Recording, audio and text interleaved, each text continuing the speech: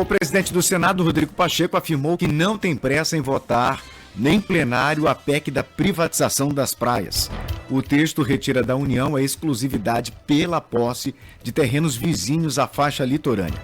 A proposta está em fase de discussão na Comissão de Constituição e Justiça do Senado e ficou conhecida como a PEC das praias.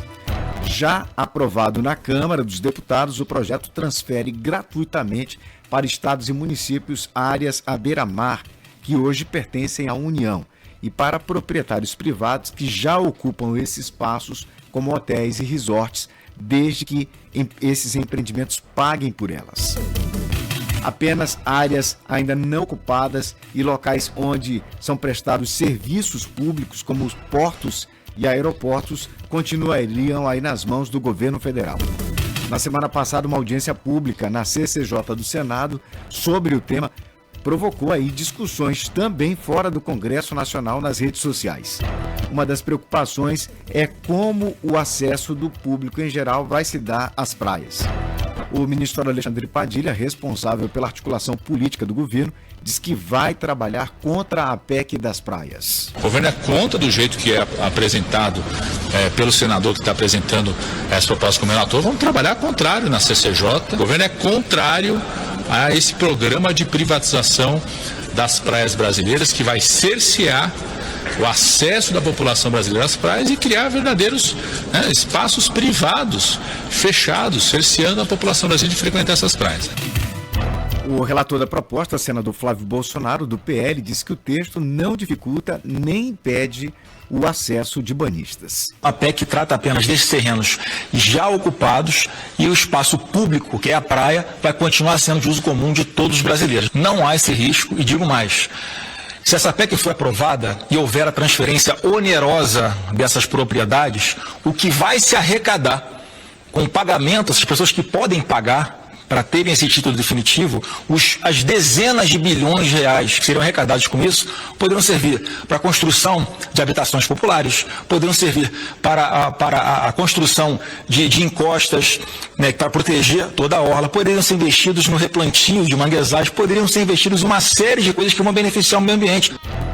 O cientista e pesquisador da USP, Carlos Nobre, alertou que a PEC pode resultar em mais construções que deixam as áreas próximas ao mar mais vulneráveis aos efeitos da mudança climática. Se privatizar e começarem a construir inúmeros prédios e construções privadas para se faturar economicamente, poucas pessoas vão faturar economicamente, isso aí traz um enorme risco. Mas mais do que isso, é porque essas áreas se tornam extremamente vulneráveis ao aumento do nível do mar, as ressacas ficando cada vez mais fortes. Muitas áreas brasileiras, as ressacas nas próximas décadas podem atingir até 5 metros, entre 2 e 5 metros. Então, temos que nos preparar para essa mudança climática e não para privatizar as praias como elas são hoje.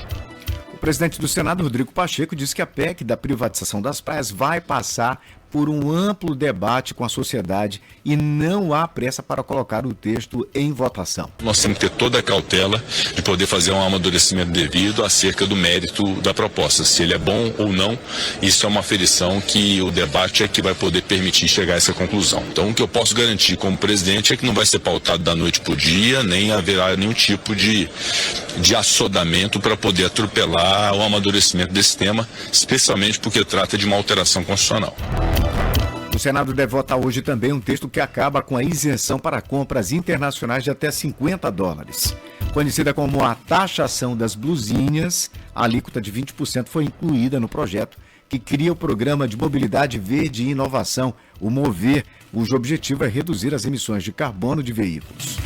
Em agosto de 2023, o governo federal isentou essas compras de imposto de importação de 60%. Atualmente, no caso das empresas que aderiram ao programa Remessa Conforme, aí da Receita Federal, como Amazon, Shein e Shopping, os compradores pagam apenas 17% de ICMS.